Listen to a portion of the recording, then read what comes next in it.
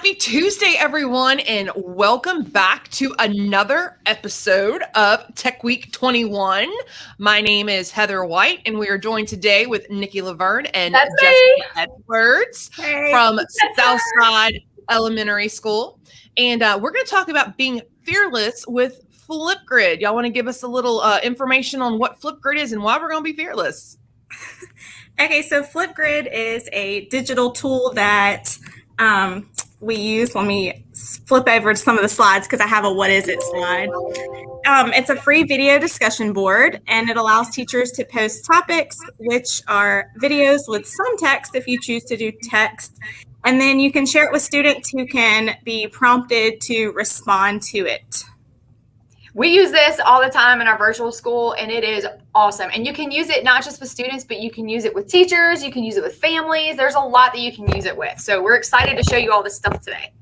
Well, I am super excited to learn something new about, I know they've had some updates come through, so I'm excited to see what that is, and I will let y'all take it away. All right. All right, sounds good.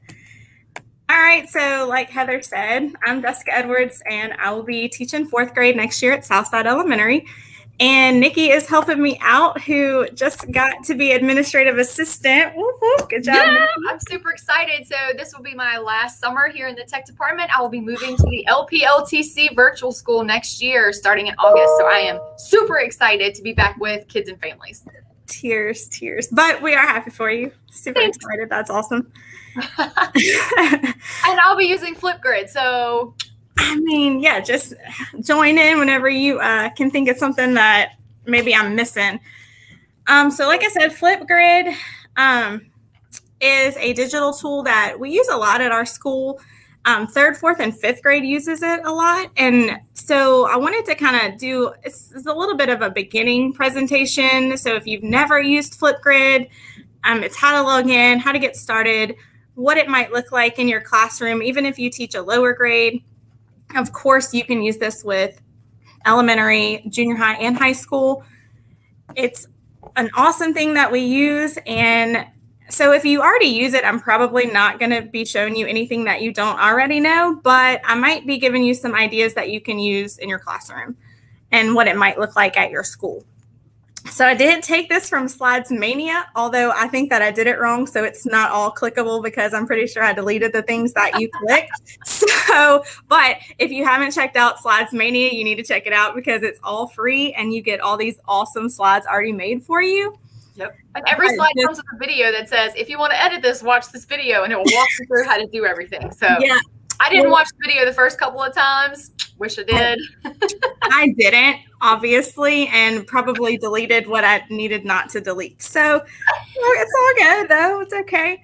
All right, so let's get started. What is it? I've kind of already told you guys, and Nikki also told you, Flipgrid is a video discussion board. It's really awesome. You can use it with any grade level, which I think is the best thing about it. So I'm going to skip that. The getting started slide. So I am not going to read this slide to you. It is just directions on how to start an account, but we're actually going to go through that today. So it might be a little bit easier to see it. But for those of you that like the step-by-step, this is here for you if you want to go back to it later. So we're going to go ahead and go to Flipgrid. It's just flipgrid.com. So when you get there, you can create a login with your Google or your Microsoft, either one. I don't think it makes a difference at all. Then when you get there and you log in, you're going to have groups and topics. Groups is just basically your title of whatever you want to do. You can create a group, and they give you a fancy little image to pick from. Some of them are rather strange, so you can pick whatever you want. We might pick this angry fish. And then you can have your group picture. Then you would add a name. I don't know. morning group. I don't know. That works. That works. I know. It's early. So I'm like, I don't know. My brain is not quite working. I didn't even drink all of my coffee this morning. I drank about half of it. If you can click active, which will allow people to post in the group, or you can hide it until you're ready for people to see it. If you're not ready yet. Then you would add your students by either their emails, student username, or you can upload from your Google Classroom, which is really cool. That's the easy one right there. Yes. And since I cleaned up my Google Classroom, like Heather told us yesterday, we won't be doing that one. So I'm going to just click student username. We're gonna put me in there. Click your name. And then if this would be what the kids would type in. So if you want it to be like their first name, put their first name. You want it to be their initials, put their initials. I'm just going to put my first name in there. I would say try to have it match their computer username just so that they don't have to worry about learning one more thing. Yes. Many times we can use that, use it. Yeah, if they're older, definitely put their computer username because that's something they don't even have to think about. So we're going to add me to the class. All right, you can get notifications if you want to be notified of when your students respond back daily, weekly, every new video and comment that they do, or never. I don't know why you would click never, but I would definitely probably do every video and comment that you do, or whenever you want to do it. So we would do every video and comment with our virtual kids because they could turn them in, like they had several weeks to turn them in, but I like to grade as they come in because it's not so overwhelming at the end. So I'd get an email and they'd be like, oh, let me go look at it real quick. Takes just a few minutes to grade instead of doing them all at the end. But that's just how I work. Some of you might say, nope, I want to do it all at the end. So it's whatever you want.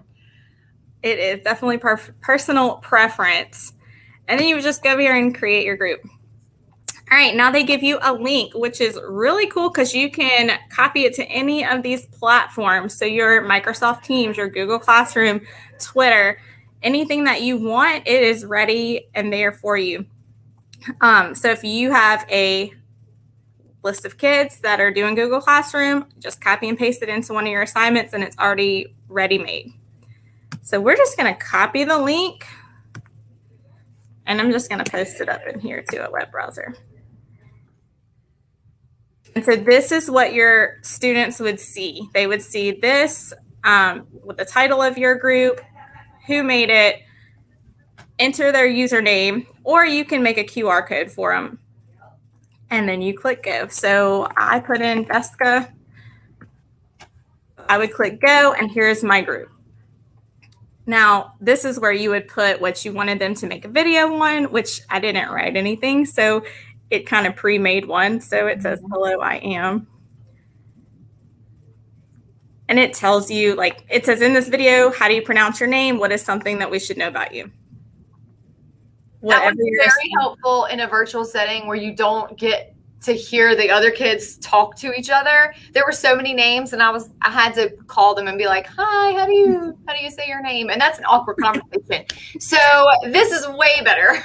Way better. So they would click, your students, they would click record a response. The video would pop up. They would record themselves. 3, 2, 1. And they would say, how do you say your name? And whatever your assignment would be. Then you would click next. And they would say, how do you say your name? And whatever it plays it back to you. They can take a selfie, they can take a picture, and they can submit it. Oh, okay. And you would click done. Okay, Jessica, we have a question in the chat. Oh, yay. Do you suggest adding yourself because it is good practice for the teacher to be a student also? Yeah, I mean, I would definitely, especially if it's like a introduce yourself type of thing, I would definitely add myself to it. And that way the students can see your response and they can respond back to you. And it lets them see an example because nobody wants to be the first one because they're worried they're going to do it wrong. So that lets them have an example to see. So you can, definitely add yourself as a student. Even if it's an assignment, definitely you can model whatever you're wanting them to do, and then they would know exactly what your expectations are for that. Yep. That was a good question, Jamie. Thank you. That was awesome. All right, so I'm going to go back to the teacher side. Oh, click the X.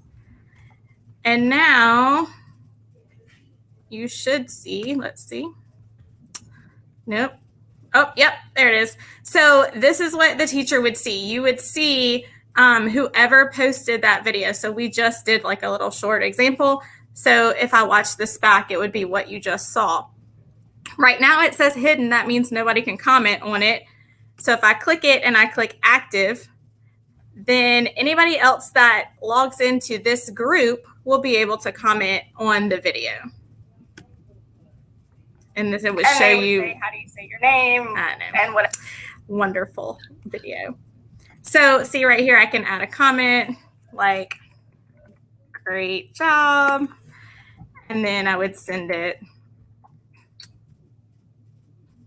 And it would appear under the video. You can also give feedback. You can, if you're, as a teacher, record your feedback for students. You can put rubrics on here. You can do like a private message just for the students. That way the entire class doesn't see it, which is always good. All right, so I'm going to go back to my discussion board. So I have this group right here that's now called Morning Topics. So anybody can post, morning group, anybody can post into it that I give the code to. If you want to do a topic, it's the exact same thing. So for example, I did, where is it? A STEAM class, and I did a assignment in it called Room on the Broom, which I'm going to get into in a little bit. And so this would be a topic. You can post different topics within a group. That way, if you have different assignments, different questions you want them to answer, and they can click on any of those. So it's the same setup. You would go create a topic. You would add your title, put a prompt in there, like, ask a question about the text that you just read. Then you can share it or add one of these media sources to it. So if you have a Bitmoji or I think Kahoot's in here. Yep, Kahoot. There's a lot of them. Oh, I see Nearpod. I love me some Nearpod. Yes.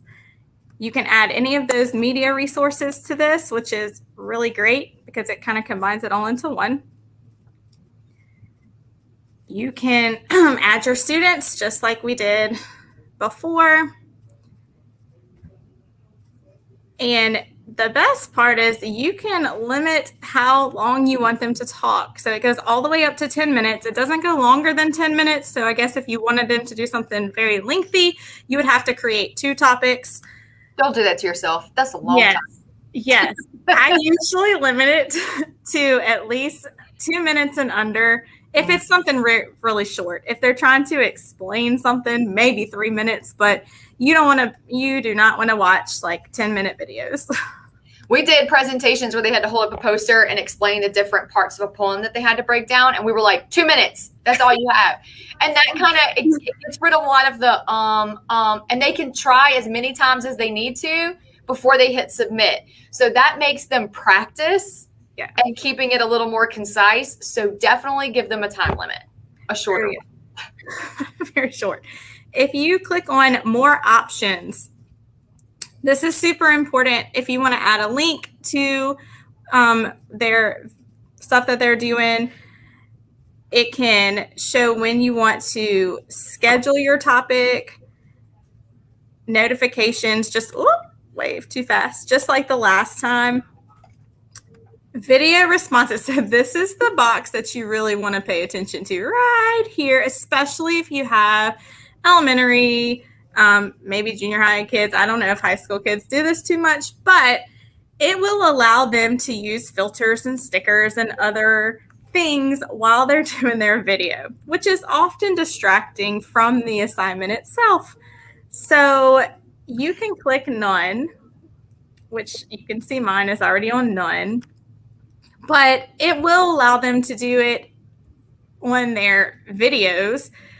If you want to let them do it on their cover images, which is that picture that they take at the end, they're so fun. Like, they're kind of a pain, but they're also a lot of fun. So when we do professional development, I like to wear a hat or big glasses, but in the classroom setting, if they're not doing it at home and they're doing it in the classroom, they'll take 30 minutes to come up with the perfect filter. So, yeah. So I guess sometimes I do let them do it, but it just is dependent on what the project is. Most of the time I don't, because they do take forever. I'm like, what are you doing? Are you done? No. And then I'll go over there and they're trying to find a emoji to go on their selfie. I'm like, okay, you're done. You can allow other people to like their video. If you don't want the other students to comment, you just click off of it. It's the little slide button, so they're really easy. You can allow their videos to be downloaded. You can let them trim their videos or rearrange the clip. Display how many videos how many views the video has received. And this is something that I haven't used, but I think would be very helpful. You can allow sticky notes where you can annotate on videos. So that's new and nice. That is something pretty new. Yes. I haven't used it yet, so I'm really excited. I haven't either, and I am too. Because I saw it last night, maybe, or somebody told me about it, or I saw it on a website. I saw it somewhere, and I was like, I thought it was coming. Yep. I was like, what? What is this? And so I'm very anxious to try that. Feedback, how you want to receive, how do you want your students to receive feedback? And then you would create the topic, and it would do the same thing that we just did on our group, and it would let them do videos inside of the topic. All right. So so we just got a comment, Jessica. Someone said sticky notes are visible to the person doing the recording, but people cannot see it. So it's just a way to give reminders to the teacher of what to say during the video. I love it. That's fantastic. So now we know. Now we know. Super awesome. Okay, we got another question. What rules do you recommend to establish as you introduce students to Flipgrid? So I guess probably you definitely want to have some procedures in place about what's appropriate and what's not, definitely.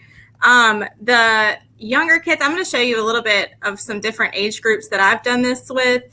The first one being second grade. So of course, the one I'm going to show you is when they first started it. I ran into some issues about how they I must have not have been very clear about the procedures on the directions, because every time they would get to the end, they would say, what do I do now? Clearly, there is a submit button. But I would say definitely you want to go over your expectations about what's appropriate and what's not to video, staying on topic, staying on task, just making sure if you allow your students to comment on someone else's, just those nice, I agree with you because, or I disagree with you because, those nice critiques, and probably just your expectations on how it works, because especially for the younger ones, the older ones know how it works. So they know. So with the older ones, we actually had a different issue. We had to set the rules of, you must be wearing clothes when you do this. Okay. Got to have on a shirt, and it needs to be appropriate. You cannot be lying in bed to do this. You must be sitting up straight and tall, preferably at a table. You would think these are things we don't have to say, but you guys, we had to tell them these things. Okay. So they're at home. They must be dressed appropriately. They must be sitting up in a chair, preferably at a table, not laying in bed, not missing a shirt, not wearing pajamas. Those are basic ones. And then along with what she said, teaching them how to debate or how to refute things. I disagree, because that's a good one too, because there are sometimes like, well, that's dumb. That's not helpful. They'll type it. They'll type that. Well, that's the wrong answer. Yeah, and they're like, I'm just being honest. I'm like, no, you're being rude. You need to know the difference between honesty and rude. That's so true. It's true. It's 100%. 100%. And we, you know, with the lower grades, we kind of had the opposite. Like we had, you know, some of the virtual kids that I taught did some Flipgrids this year, and they were doing them in their Halloween costume in September. So I don't know. That's Amy. She said other people in the house probably need to know to stay out of the video. Yeah, we actually said that too. Please have like a wall behind you, because the background stuff can get awkward. Yeah. There is a settings where you can approve. I think Jessica, you went over that at the very beginning. There's one of the settings where you can approve the video before it's posted, just for that kind of an issue. Yeah. Okay, so let me show you some examples. So I'll start with a second grade class. We read the book Stone Soup, and I posted the question that, they had to post a question about the text beginning with why or how. So this was the very first time they had ever logged into Flipgrid. So I'm going to show you just about 2 examples. Let's see. And then you can see. How do they make the soap? So, you know, how do they make the soup? That's so cute. We're going to work on this. And let's see. My question was, why didn't people hide the food and they didn't give them some, because they have to eat for 2 days? It's a legit question. Yeah, so they can go from, you know, you can see your students that have those higher order thinking questions, or the ones that, you know, are taking just the basic questions out of the text. We'll do one more. Why did the three, what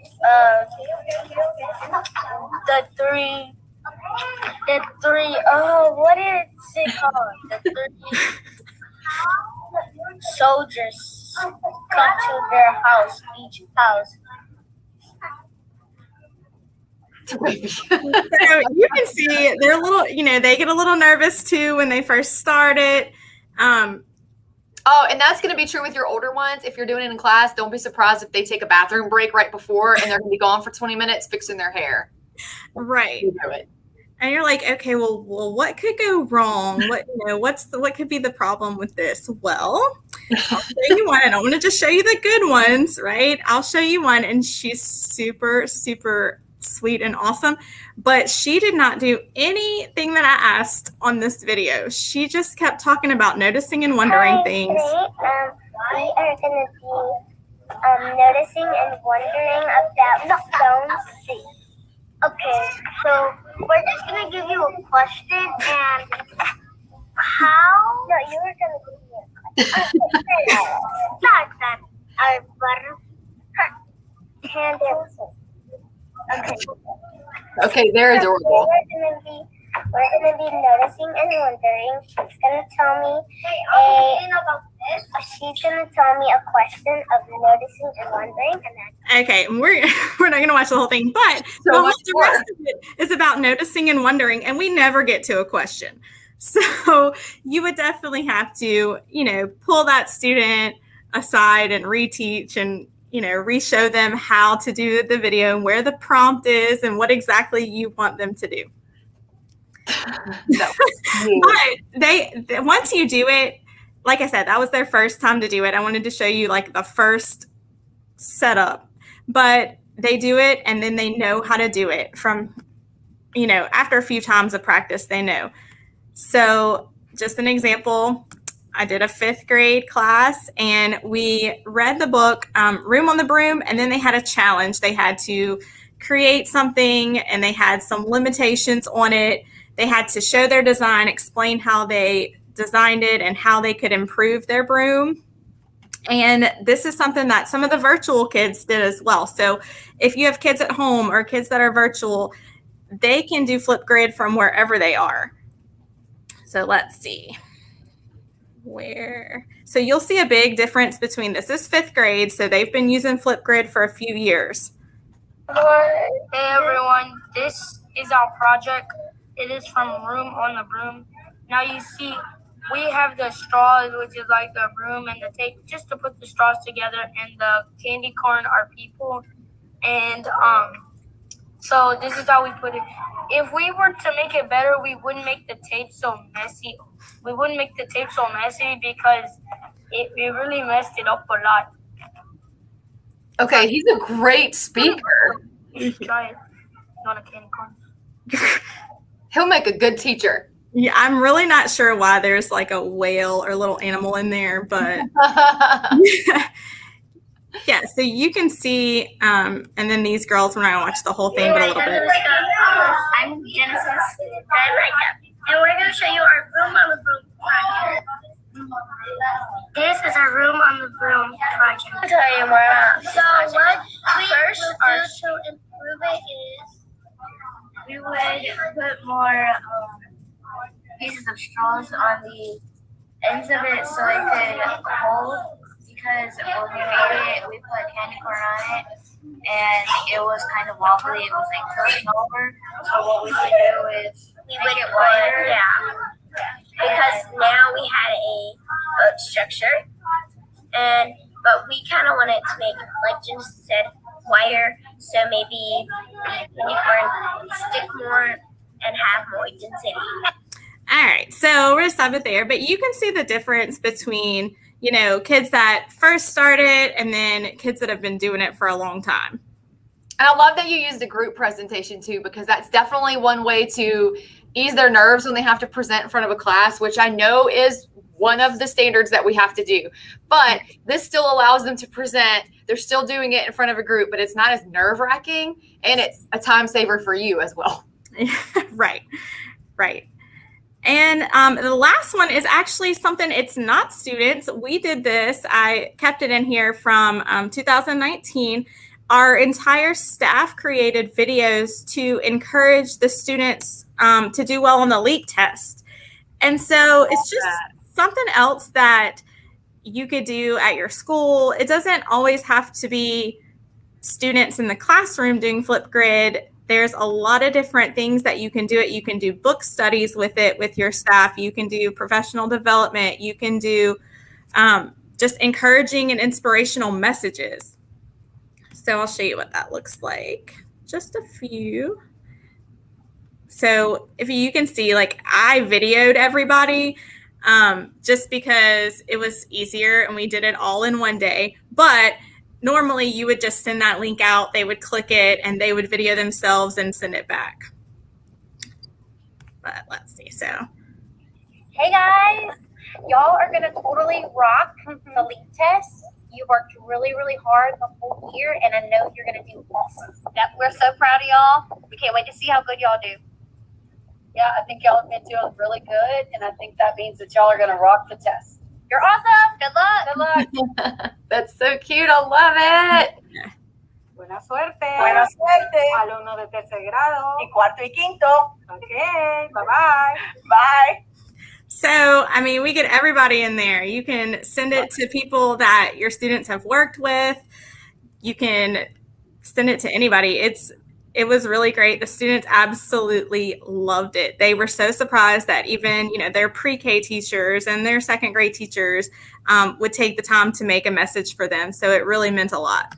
I love that you included the other languages as well. We've got a huge population of ESL and Mandarin students in this district. So I love that. It was definitely something special. And we even got our principal and assistant to do one. And I think Miss Williams was dancing on hers, but she would probably kill me if I showed it. So. Okay, we have a question from Jamie. Can you video your screen? I don't know.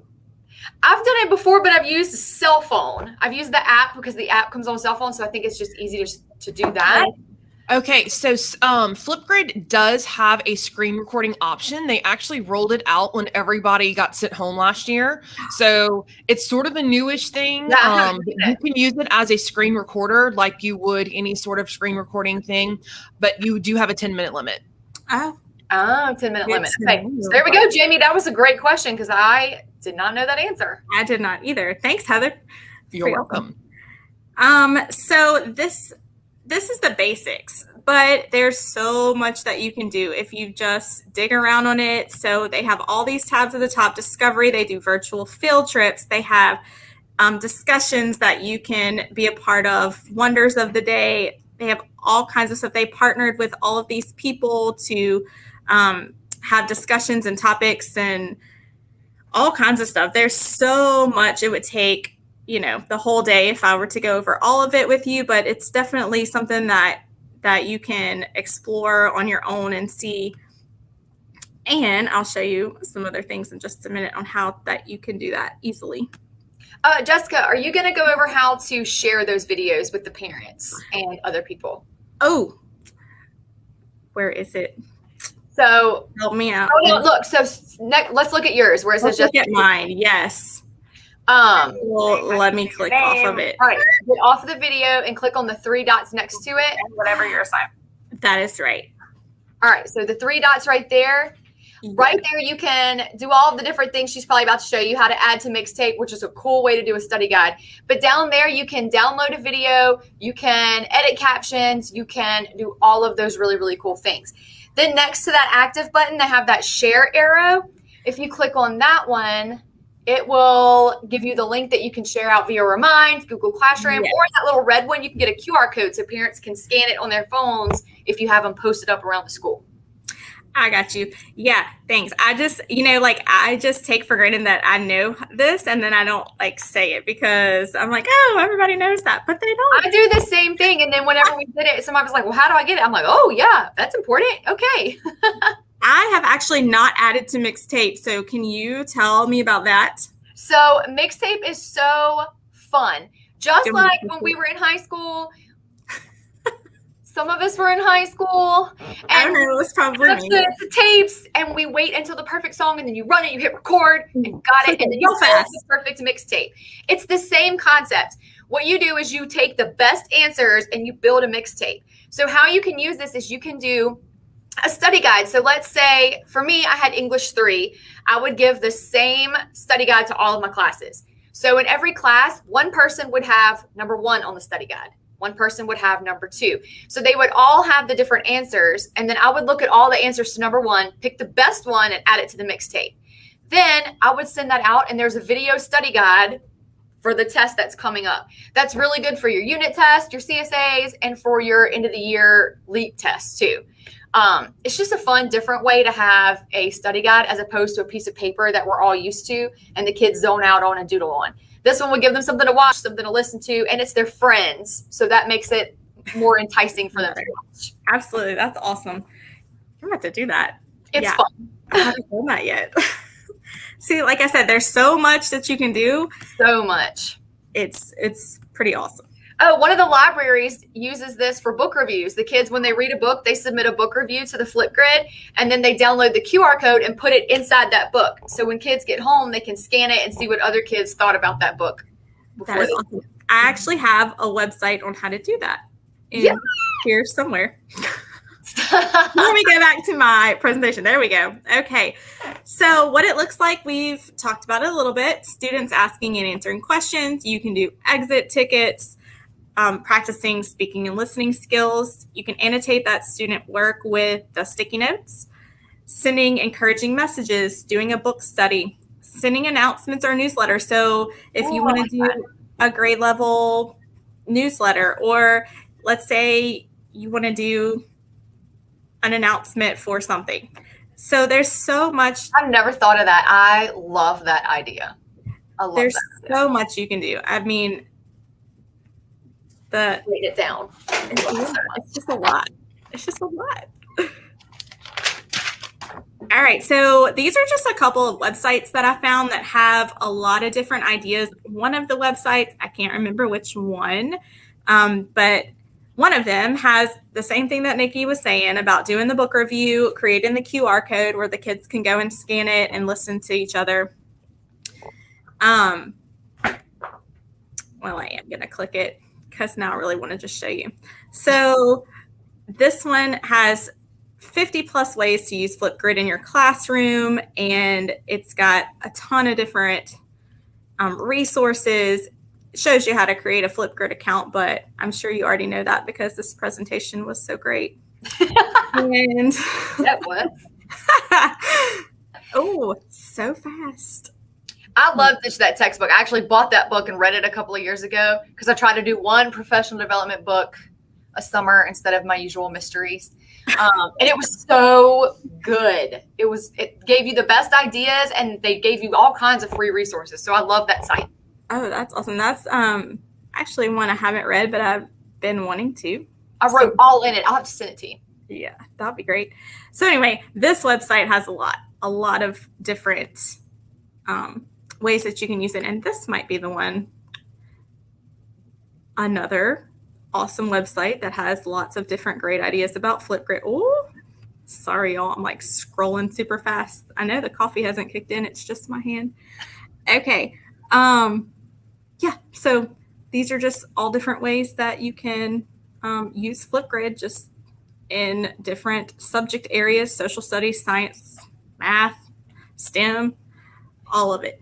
If you have a Twitter, Flipgrid is really active on Twitter, and they post all kinds of videos and ideas all the time, and they are great. I'm going to post their Twitter link in the chat for you. That would be awesome. Yes, and it's at Flipgrid on Twitter right here. And their Facebook group is, well, they have a Flipgrid group for educators on Facebook, which there's a lot of people that post in that group as well, some different ideas for Flipgrid. I need to get on that one. So write that one down because I don't have that one. They're always coming out with things. And, okay. So if you just want to know so much more about Flipgrid, because, you know, that is what your goal was for this summer, then you can go to your Microsoft Education Center and select courses and search for Flipgrid. And it looks like this when you go to it. And they have all kinds of courses that you can take, which it goes from beginner. I think they have like 3 levels or 4 levels that you can do. And you can get this fancy little badge that you can put on things called Flipgrid Certified Educator. And this is one because I did the first one, but you can do all of them. And it tells you so much more than I told you today. So it goes most of the things from the beginner, but then there's all these tips and tricks and different things that you can do. Because again, there's so much that you can do with this. And Jessica said something that I want to reiterate.